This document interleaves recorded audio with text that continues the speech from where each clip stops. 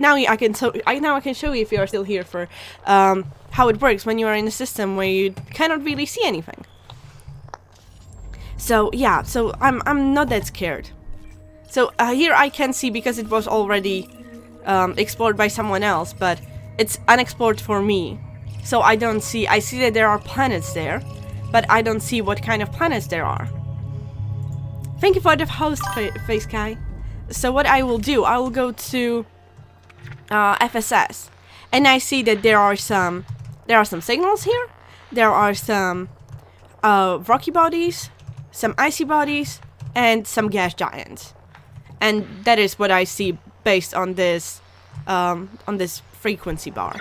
And so if I want to look for signal sources, these arrows need to be in the shape that is shown when you go to that signal source. You see, it's like a triangle. So if I wasn't exactly where I need to be with the frequency, I would still see the arrows are going there, but they are in the wrong shape, and I would not be able to tune into it. So I will have to go to the correct frequency, and then I can tune in.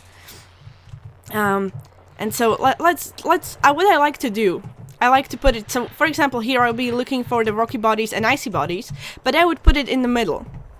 So the arrows, and you can see there is something here because it shows up, but I know that it will be the gas giant because it doesn't, if I was close to, will it show me, there should be one, another that is, or is it all, I guess if they are all moons of the gas giant, then you can only find the gas giant first, and then you have to come close to it. And once again, if there will be different gas giants, you see, the arrows, they can look totally weird.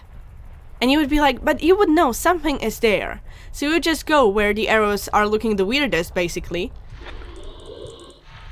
And then, you know, you would have to go through the thing, through the frequency bar, until at one place, this will show you that you are really close but not there yet. And when it turns full circle, then you can go in. And you can see now it zoomed me in. And now you see this is the gas giant I'm looking for, right? It's right here. But there are other things here. And here are all the other bodies I was looking for. So they are all moons of the gas giant. But let's first go to the gas giant, and you can go through multiple levels of zooming in. Thank you guys. I'm glad I made it understandable. So here you can see it's a class 3 gas giant and things like that. So let's say first look for the rocky ice bodies, and not here? None of these are? I guess it's all high metal content worlds or similar. So this is rocky body. Those signals are really close together. So it might say high metal content world and will zoom you in on something, but it will be rocky body, as you can see here. I think it's slash token. But I don't know, can you do a marker? I can do a marker. FSS. No, market. I wrote market instead of marker. I can try to do it, you know, to cut it out of there, but thank you. And what is interesting thing about this, you can see the locations on top right, and right now there are none, which is pretty usual, right? That is most of them. But sometimes, just sometimes, you will find something. You might find geological places. You might find biological. You can find alien places. And so there should still be an icy body somewhere. One icy body, because you can see on top right how many bodies are there. And that one is not along. Basically, when you first do the scan, you will see the orbital plane, which is hey nerd, welcome, which is along which most of the planets should be, or usually are. So if you go along it, you will usually find everything. But sometimes they can be in different place. So basically, I always go a few times along the orbital plane, try to like, is it somewhere, and then I notice I've been 50 times around it, and then it's time to just basically go in random directions till those arrows appear. They call the arrows in some fancy way, I don't remember that.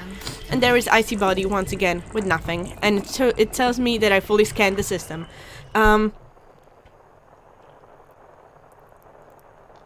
You can be first in both. I can show you in my galaxy map because I have a few of those. You can look at the icy body by listening for the voice that demands you return the blanket, basically.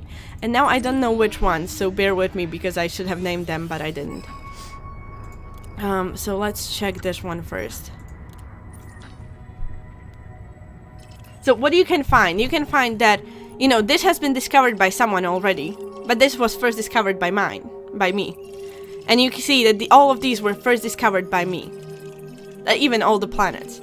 Most of the planets. But there is first discovered by. There is also a different thing called first mapped, and that I can show you here.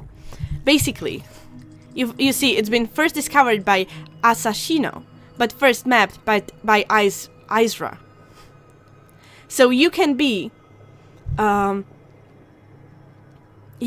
the first to discover it and the first to map it, or you can come to a place that already been discovered, but you can still be first to map if you use the probes. The probes are used for mapping. The FSS will give you first discovered. I don't have Earth-like worlds. I think I have water worlds. What was the beautiful system I found? Was it this one? Beautiful. It was a system that gave me 17 million.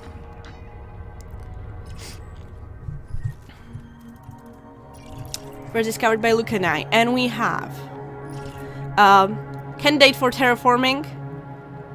We have Waterworld, candidate for terraforming, candidate for terraforming, candidate for terraforming. And on the other, we have also a water world that is candidate for terraforming. A high metal content world that is candidate for terraforming. And another candidate for terraforming. I only map those that are candidates for terraforming. So for example, you could now come to this system and you could map all these that I haven't mapped. Because I only mapped to those that would give me a lot of money, because I didn't want to spend all day here.